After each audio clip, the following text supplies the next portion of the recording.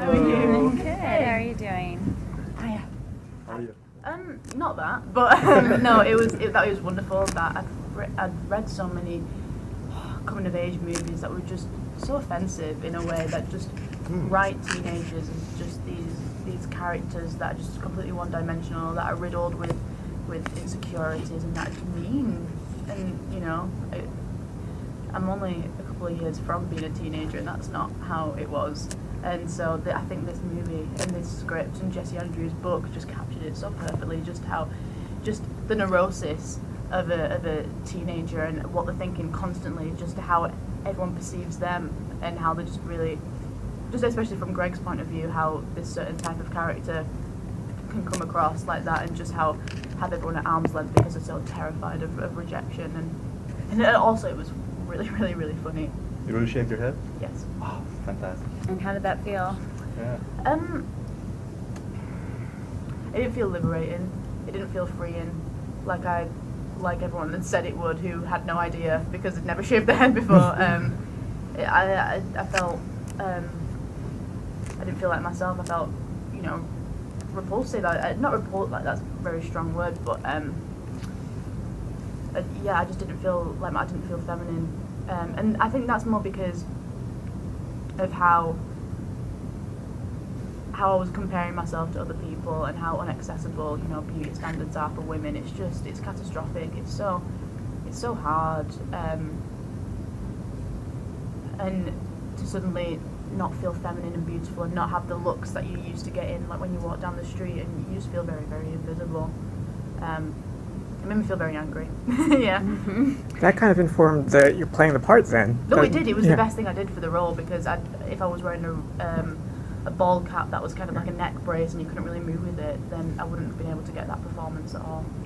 You know, one of the beautiful themes of this movie is the idea of no matter what part of your life you're in, you're always discovering and rediscovering people. Yeah. Just wondering for you, with the narrative, how much did that part of the story touch you, and just the overall experience? It must have been such a gratifying personal experience for you. It really was, and it's completely reassuring as well that, you know, you don't completely vanish off the face of the earth. And especially doing my job, like hopefully if I make good movies, that people if after I'm gone, people are still gonna, you know, watch these movies and keep them, like my memory alive. And I'm gonna watch movies with my friends after they've gone, and that's me keeping them alive. And you know, you learn, and just reading books, you're keeping the author alive, and it's such a reassuring thing that you don't know you're not completely forgotten. And I think I needed that, because I was hit by like mortality at 18, and I was like, oh god, like I could die like tomorrow. And you know, you don't really think about that, but then I left home and I was like, I don't have the comfort and the reassurance of my mother there anymore. Which sounds very, like I'm very immature, but then I was suddenly gripped by this panicky feeling that, you know, something could happen to my mum, and I wouldn't be able to get there in time. But then I feel like, you know, if it's inevitable, it's going to happen to everyone, and you don't really think about that until you kind of faced with it. And I think I needed that to just be reassured. And on the tail end of that, have you been able to have people share their different stories and how they're affected with the movie? And just, it's hard to express how that must feel for you, just to share that dialogue with people. It's overwhelming. It's beautiful, you know, coming out, especially Sundance is when I first felt it, coming out of the premiere and the first screening in front of all these people, and just people holding your hand and saying thank you, and you're like, I've not done anything, but you know, if people find comfort or peace or just or are just inspired by this movie, then you know, we've done our jobs, which is a really gratifying feeling. And you know, still remaining strong and trying to, you know, keep positive, because you're not positive all the time, and you know, you suddenly don't lose your personality because you're this person with cancer. I don't know, I didn't really explain that well, but well, I mean, I thought it was interesting that they didn't be like, okay, you know, live every day like it's your last. You know, that wasn't fucking angry that this has happened to you. You're really, really, really fucking angry, and that's how I would feel. I'd feel really pissed off that this has happened to me right now when I'm so young and I've still got so much more to do and to learn. But then I think there comes a point where you accept it and you make the best of it. Were you? The right thing. There's no right thing to say in that moment. I think just be there, be supportive. You don't have to be like, you can do it, or you're gonna beat this. I believe in you. I believe, like all these cliche things. I think they're God the has a worst plan. thing, right? I think those are the worst things that you can say to someone. I mean, I can only speak from my research and playing this character. Like, I'm so lucky that it's never happened to me or my close family or friends. So I'm really not equipped with how to say it in the moment, because still I've never lived through that yet. I've just done it vicariously through this character. But I think the worst things to say are trying to be sympathetic or too overly sympathetic will just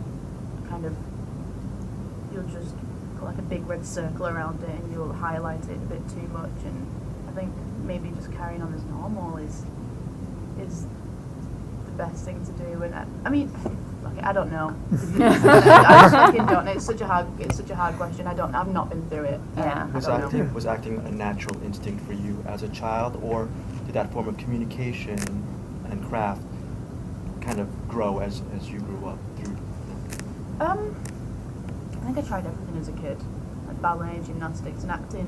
Like Oldham Theatre Workshop was the only thing that stuck. I did that for 10 years, and I thought I'd go to drama school and do it that way and have 3 years there and then do theatre and then be lucky enough to get like TV work here and there, and I didn't get into drama school, so that was out.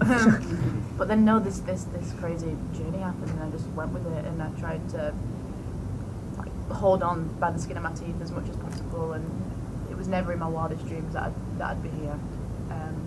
It was not, I didn't even think these things happened. I never even thought to this. I never had a 5-year plan or anything like that. I never had a role model that I was like, I want to be like this person in 5 years' time. I completely just went with it. But yeah, I think from the age of 10, this is the only thing that I kind of knew how to do. Oh, that was fun. Like, I didn't want to have a desk job. I didn't want to, I wanted to do something that I get to play, and I'm lucky enough to do it. Your character in Motel also had an illness. Yes. So what's the transition like from that character to this one? Is it equally emotionally exhausting? I didn't think about that character at all when playing Rachel. Okay. I didn't think about how to make it different or what the likes and similarities and how each illness is different or anything like that. I just approached them completely separately. But they're still coming from the prism of me. I can't completely morph into a different character because no one can. So if there's similarities because it's myself. On a lighter note, your character, I love how she loves pillows and scissors. What are some of your vices? My vices. Like a good pair of cotton briefs. Because it's just so comfy, I fly all the time, and like, who has the time to wear thongs? And just the essentials, like socks, because I lose socks all the time. I have no socks. I'm on the road all the time, and I have no socks. Like the laundry people must just think, oh fuck it, she won't know. And I've got no socks left, and my mum's just coming like, please, can you just bring me some socks? Like I couldn't have gone out and bought them or something, but yeah, good underwear is my good sturdy underwear is my vice. Very quickly, is there a key for you staying in the moment as an actress, or does that change from scene to scene, project to project?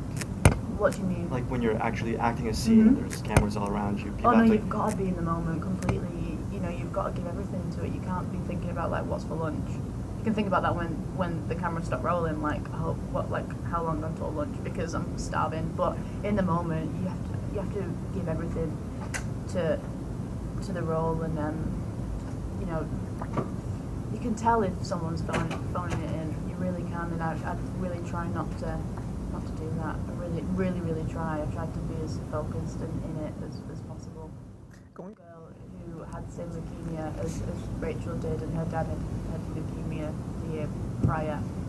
And the girl was really lovely, and she was 16, and she was quite young, you know, for a 16-year-old, and she had posters of One Direction on the wall. And she'd gone through so many rounds of chemo and it hadn't worked, so she was getting a bone marrow transplant. And she was the most positive girl I've ever met. She made me feel like useless moaning about anything, because she was so super positive and lovely and smart, and her dad would tell me, like, when he had it, he'd be looking outside at the hobo on the street. Hobo, that sounds awful. The homeless man on the street, and just be like, I'd give anything to be him right now. And it just really puts into perspective just how lucky you are before, but still you're really fucking pissed off that this has happened to you. Like, why, you know, why you? And then I spoke to a lot of doctors who told me that, you know, a lot of 18-year-olds that get stricken with cancer, they become the grown-up in the situation with their parents. Like, the parents are the ones who are beside themselves, and they're the ones that have the strength and the will to beat it or to make their own decisions. So I got some really great advice from all around, and then Alfonso and I, we created a chart for Rachel of her chemotherapy and her stages of cancer, so we could draw upon that when I need to physically and mentally get into a scene. And luckily, because we shaved the head, we shot it as much as we could in order.